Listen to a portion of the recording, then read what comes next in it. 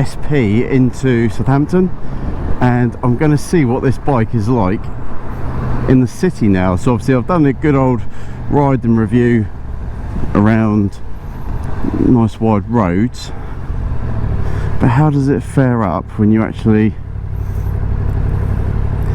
try and get it into a city environment? I mean, I can move through these. I probably wouldn't be able to do that on my GTR, but I definitely would be able to do it on the GTR. So it's quite comfortable. I mean, it is a very narrow bike, so as long as you've got a good idea where the bar ends are, you should be alright.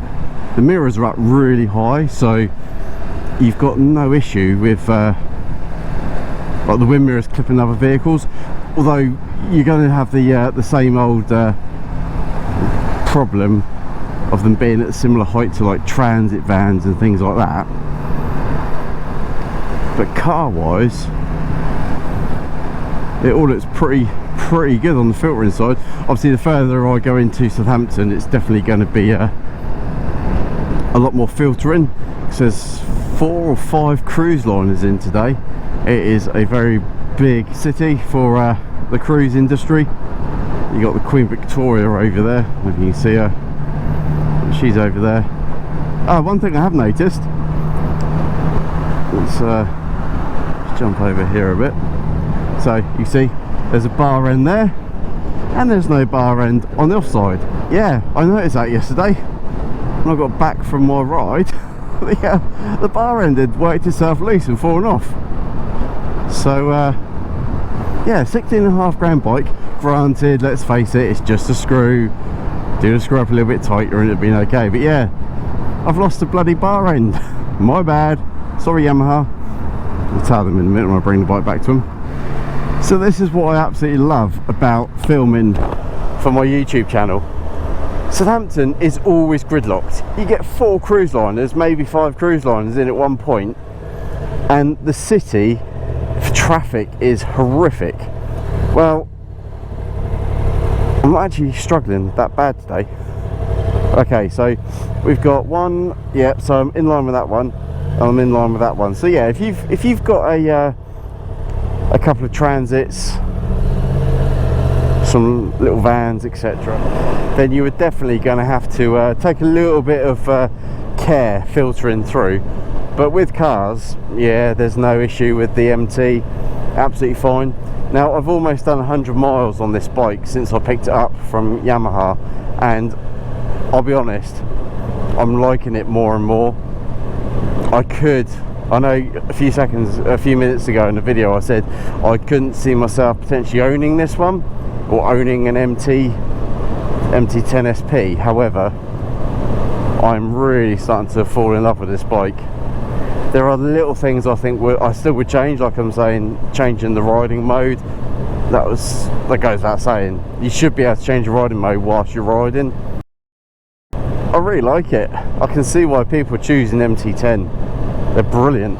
Obviously one thing I am finding, where it is a naked bike, and again I don't really do naked bikes, is the fact that all the road rubbish gets thrown up at your helmet and you don't get a chance of having any sort of protection from the elements. And I mean, you could potentially get some sort of screen fitted to the front of this bike, but I think it's definitely going to make the style of the bike look a little bit pants, because let's face it, it is a naked bike. Right, what traffic do we have around here? Well, that's not too bad. Switch gear on the near side is easy to access, got no dramas with that whatsoever. Nice boat being traded, that's actually quite nice. Love it. Just pull across the traffic into the junction. Is anyone going to let me go now? Why are you saying thank you? Sure, right away. Strange people. It's also an absolute look of this bike. Easy to operate. I think with a decent exhaust on it, this bike would sound phenomenal. Cool, that stinks like someone's dropped their guts. Whoa. Well, the suspension is quite nice over that speed bump. Oh, look at that beautiful view. So I'm actually coming down here to do my little stand next to the bike and talk. I'm hoping, oh, into a neutral. Well, that's a bit weird. Quick shifter didn't like that. Look at those liners, absolute monsters, aren't they? Hopefully I can find somewhere down here which isn't too busy. Park the bike up. Okay, they're all playing volleyball, netball, as you do. Let's have a look. Let's have a look.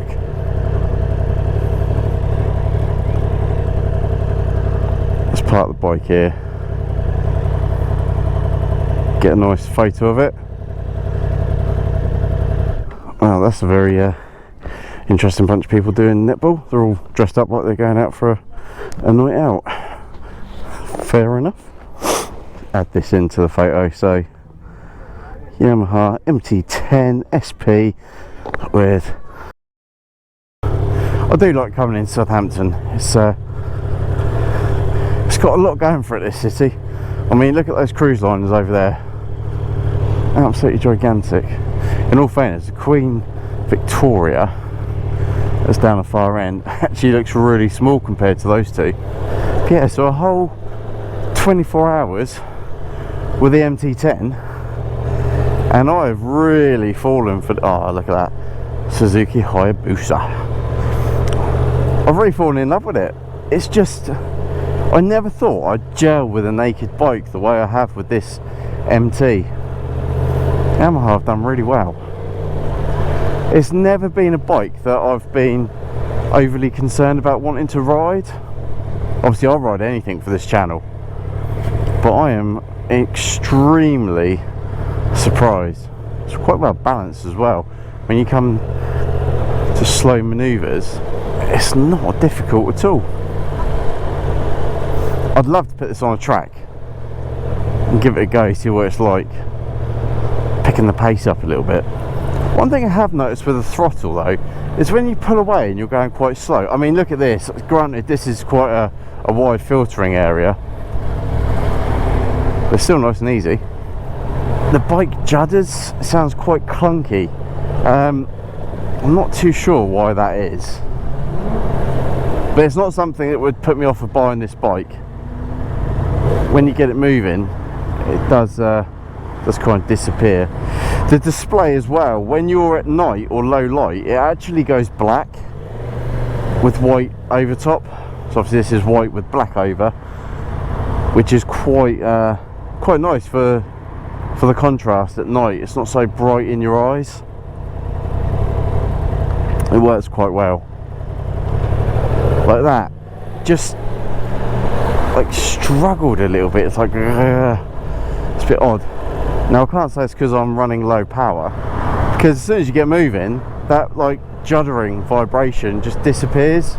I'm struggling to say what I actually hate about this bike, because the few things that make it what I don't like, i.e. it's naked, is basically what the bike is. Do you know what I mean? It is a naked motorcycle. It's not going to give you the wind protection. It's not going to keep all the crap out of your face. But what it is good for is being a savage monster. Definitely take an MT10-SP out for a test ride. Even if you're not going to buy it, just take it out and see what all the fuss is about.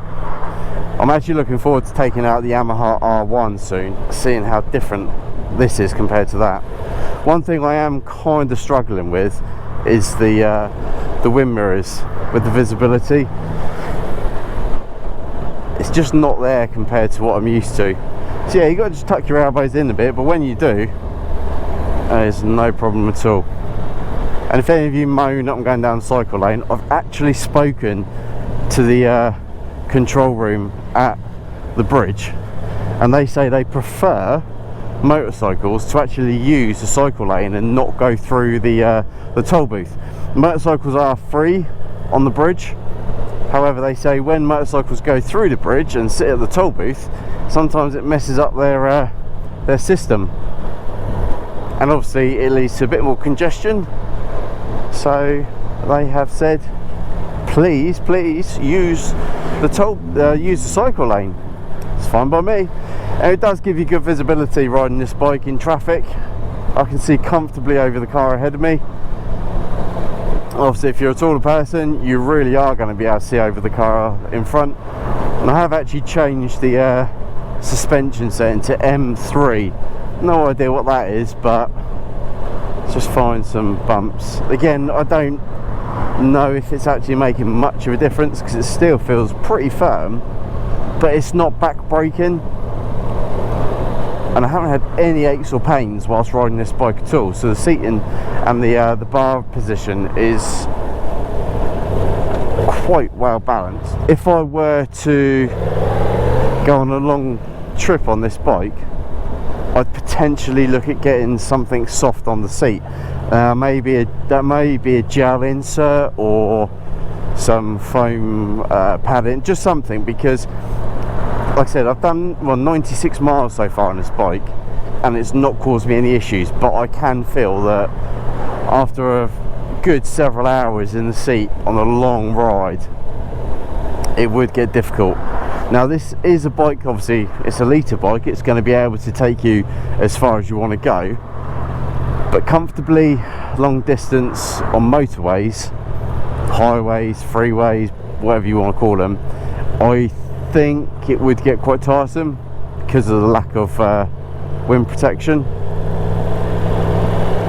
So would I be able to jump on this bike, and this is what I say because it's somewhere I want to go again, would I jump on this bike and take it down to Monaco, a good 15-hour ride, and that's like flat out, so a good 24-hour ride really, and get as far as I could do in one stint. I would say no. It would be broken up into quite a few shorter stints. I mean, that pulling power though. I haven't opened this bike up to half of its full potential because of the conditions of the road at the moment. Even accelerating onto the motorways, just haven't, because I mean, as you can see, it's what, 5 o'clock at night. It hasn't, well actually it has rained all day on and off, but the roads are still wet. They're just not getting the chance to dry out. There just isn't the heat. So maybe next year in the summertime I'll take the MT out again and see how it performs in the dry, because this bike has got a lot to offer. Well, I'll be looking forward to picking up my GTR in a minute.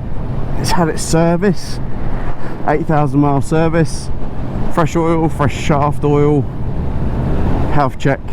Hopefully Honda Yamaha don't find any issues with it. We'll get back on the road. I could have done it myself, but do you know what, sometimes I just want the pros to look over it, give it a good bill of health. But yeah, so guys, this is my review of the MT10-SP. Cracking bike. Thoroughly have enjoyed all 97 miles I've ridden it. I wanted to get that up to 100 miles. Never mind, it's close enough for me. It's also going to be interesting to see how this compares to the standard MT10. Guys, please give me a thumbs up if you've liked this video. Leave a comment, let me know if you've ridden the SP, let me know what your views are on it. And we are going back to Yamaha. Where shall I put it? Let's have a look. So what we got, ooh, damn, R125, that is pretty tidy. Neutral off. Dominic hates when I leave these bikes in gear because he goes to push them and struggles. But yeah, if you haven't already been to Crescent Yamaha, which used to be obviously Crescent Honda, this is their new store. So quite a few bikes. I really like this one here. I'm gonna have to take this one out. I actually wanted the XSR 900, but they wanted me to put some miles on the MT10, so she got the ride instead. Although it's actually, oh no, it's an MT07, MT10, MT09. Actually got an MT10. Might be out for a test ride. But yeah, cracking bunch of bikes. Right guys, give you a little walk in. Take care, I'll see you soon.